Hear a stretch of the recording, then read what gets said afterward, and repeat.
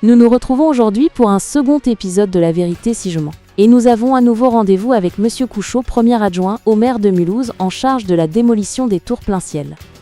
Et pour justifier cette démolition, rien de plus simple que de faire peur aux habitants en affirmant que les dalles des immeubles ne résistent pas plus de 20 minutes au feu. Regardez et écoutez ce qu'il affirme lors du conseil municipal du 26 juin 2025. La question des dalles, de la résistance au feu. Vous semblez faire un point de fixation de la question de résistance au feu.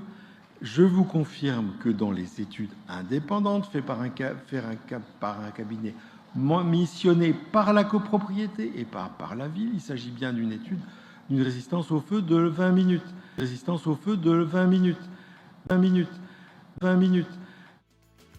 20 minutes de résistance au feu. Mais d'où peut-il bien sortir ce chiffre, Monsieur Couchot ?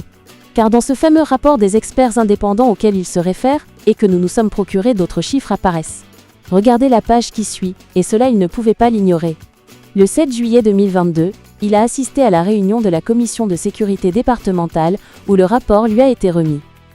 Prenez tranquillement le temps de lire cette page, et si vous trouvez les 20 minutes annoncées, nous présenterons nos excuses. S'il est établi que la stabilité au feu de 2 heures n'est pas assurée, et qu'il faut plutôt prendre en compte 1 heure voire 1h30, en aucun cas les 20 minutes avancées par Monsieur Couchot ne sont évoquées. Voilà, c'est plus clair.